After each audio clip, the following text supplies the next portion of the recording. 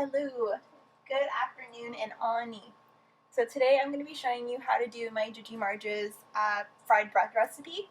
And fun fact, Gigi means Grandma Nishka, which is a nation located in northern BC. So let's get started on the fried bread recipe. So here are the ingredients you're going to need.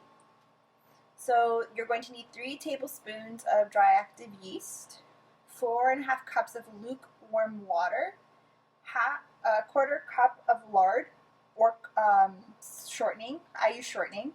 6 tablespoons of white sugar, 2 tablespoons of table salt, 2 eggs, 12 cups of all-purpose flour, and some love. Alright, so to get started, you're going to want to get your water into a bowl. So I have my water here, and it's lukewarm right now.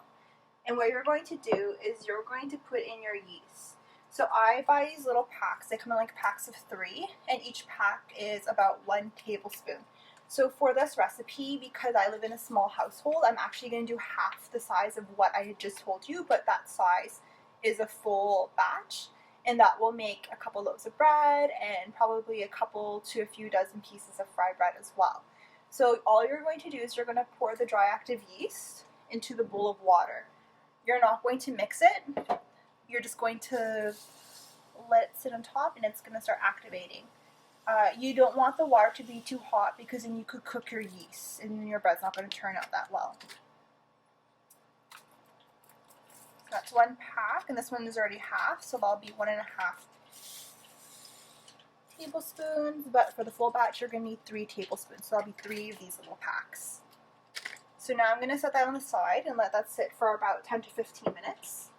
So the next part of this recipe is you're going to take your shortening or your lard and you're going to cut about a quarter cup piece. So on the labels, sometimes they'll have these little bars here to help you cut them. So this would be a quarter cup, so that's about the size you would need.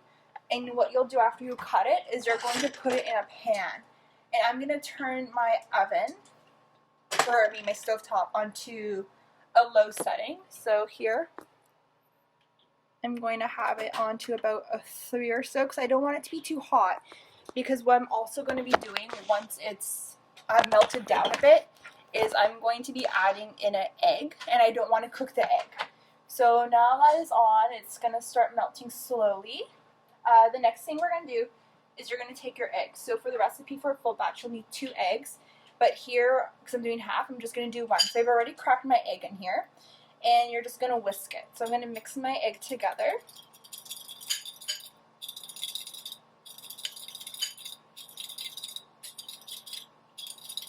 So I know a lot of people have different kind of like bannock or fried bread or scone recipes that they do. This one my Gigi's done since I was little, and probably since my mom was little. And it's just kind of in the family, and I know people, like, they'll do it without yeast and with yeast, so the yeast makes it a bit more fluffy, so it comes out quite a bit light, almost like a donut, which is kind of nice. Alright, so the next thing we're going to do while we're waiting for the shortening to melt is you'll be putting your flour into a bowl. So to start off, you would be doing half the amount of flour. So in this, I have half the amount, so it would be 12 cups for a full batch, so half would be 6. For a half batch, I put 3 cups in here. So I have it ready to go. And what you would do once you have it in your bowl is you're going to create a well. So a well is just like a little hole in the center. And then once your wet ingredients are ready, you're going to pour it in. So there's my well, ready to go on the side. I'm going to check on my shortening so it's melting a little bit. So once the shortening is all melted, it doesn't need to boil or anything, it just needs to be fully liquefied. You would add in your salt and your sugar. So again, for the full recipe, you would be using 6 tablespoons of white sugar and 2 tablespoons of table salt. For me, because I'm doing a half batch, I'm only going to do 3 tablespoons of white sugar and 1 tablespoon of table salt. Okay, so let's check and see how the shortening is doing. So here it is.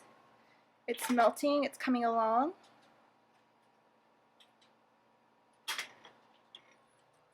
So, like I was saying, for this recipe, you could do a loaf of bread with it as well.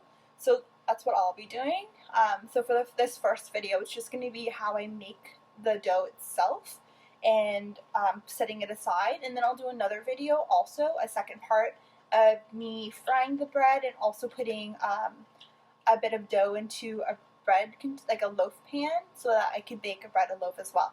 And it's great because you can freeze it. So we're a small household, we don't go through a lot of bread, so I would probably cut it in half and save half a loaf in the freezer in like a freezer storage bag, and it will be good for up to probably a couple months. And then we'll leave the other half of the loaf out, and I could use it for, you know, like toast, sandwiches, etc. And then same with the fried bread, is I'll probably leave maybe a dozen pieces out, if that's how much I can get, for us to eat over the next couple days. I can always reheat it in the microwave. And then probably freeze a little bit, so that way I can just take it out when I have that craving again. So let's see where we're at. So we are just about there. So that last little bit is melting now. So I'm going to turn it off. So the oven or stovetop is off. I'm going to move it off of that hot surface. And now what I'm going to do is I'm going to start mixing in my salt and also the sugar. So I have a tablespoon right here. So what you want to do once you get this all in is you want to mix it until it's about dissolved. So that's 1 tablespoon of salt. And again, for a full recipe, you're going to do 2. And for sugar, a full recipe 6, but a half is 3. So I'm doing 3 tablespoons of sugar. So that's 1, 2,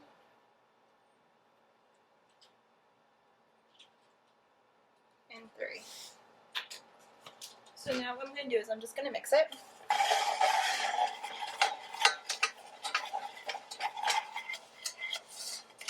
Mixing it all together. And then again, the next step in this is you'd be adding in your egg. And you want to make sure it's not too hot, because when you're going to cook the egg, and you don't want that egg to cook. You want this to stay liquefied, because what we're going to do after this is we're going to add the yeast mixture we just made by pouring the yeast over the lukewarm water with this. We'll mix that together, and then we're going to start adding it into our flour to make our dough.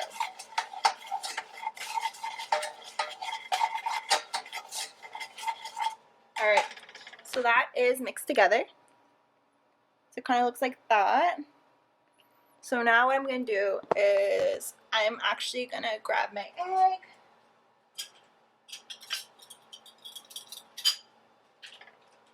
And I'm going to add my egg in here. There we go. I'm going to add that to the egg. And you can see it wasn't too hot because the egg isn't starting to cook at all. So now we're just going to mix that together. Mix, mix, mix.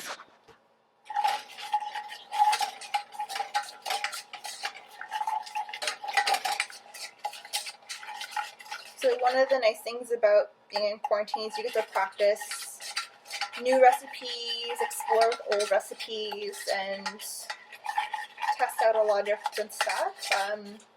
I don't tend to make a lot of bread at home just because it is a bit of a working process, and it does take a lot of time, because not only do I make the dough, with the yeast, you have to let it rise, and once the dough's ready, you let it rise for about 2 hours. So I would cover the dough and let it kind of just sit, and then I would check it when it's about twice the size of what the dough was, and then you kind of beat it back down, and then you let that happen again. So then you cover it back up maybe with some tea towels, and you let it rise, and then once it's rise that second time, then you'll beat it back down, and that's when you can start getting the bread ready to fry it or to make loaves of bread as well. So this is all mixed. It's good. And we're gonna go look over here, and here is the yeast. So you can see it's kind of moved down to the bottom, and it's ready to go. So what we're gonna do with that now is we are going to, one second, let me just set you up over here. Beautiful. we're going to mix that. So I'm going to get a clean spoon or fork, and I'm going to mix it gently. So I don't want to over mix it, just a bit. Beautiful. It's smelling really good. It almost smells like bread already, because that's what, it's in bread piece. Alright, and now I'm going to bring over the other part of our wet mixture, and I'm going to combine them. So I'm going to dump this into my pot, my saucepan. That goes in the sink, and then I'm going to mix together my wet ingredients. So we're just mixing that together and combining. So once this is all mixed, we can start adding it into the flour. So initially when we first get started with the mixture, you want to kind of create like a really wet paste. So it's going to get very, very wet in here before adding in any more flour. And that's okay. It's going to look like a swamp almost. Alright. And you can use a spoon for the first bit if you want while you're mixing it together, or you can use your hands. So you want to make sure, obviously, that you've washed your hands beforehand, and you want to make sure the space also that you're using, you've wiped down and it's clean. Because sometimes with this process, you might want to take the dough out of the bowl and start working it on the tabletop as well, or countertop. Alright, so it's nice and mixed. So now we're going to start adding in our liquid mixture here. So I've added in about half, but you can do them in increments as you would like. So here we still have some of the mixture, and here I have some of the mixture with the flour. And I'm going to use my spoon, and I'm going to start mixing it together while it's still quite easy to mix. And then once it starts getting a little tougher, I'm going to move on to using my hands. Alright, now I'm going to add in some more of this wet mixture here, or wet ingredients.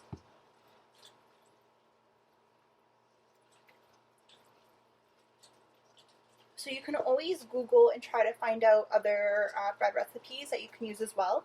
Some of them don't require you to let them rise, but because there's yeast in this, it does have to rise a bit. And every recipe is a little bit more unique to its own. I know Ojibikans had just done a Bannock tutorial as well, and I think our Mount Dennis NCFST location, or maybe it was a Scarborough location, one of our other locations also did a Bannock recipe. So mine's is just a little bit different because it has that yeast in it. And it's all preference too. So this one, I'm showing you the fried bread recipe with this.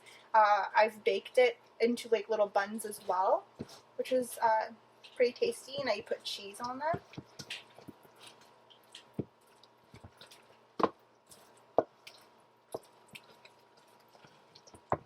This is a recipe my Gigi had taught us when we were little, and then after she had passed on, my uncle had it, so luckily my uncle was able to share the recipe with me, and I've made it several times since. It's nice when I feel a little nostalgic and I'm missing home. It reminds me a little bit of being back up in the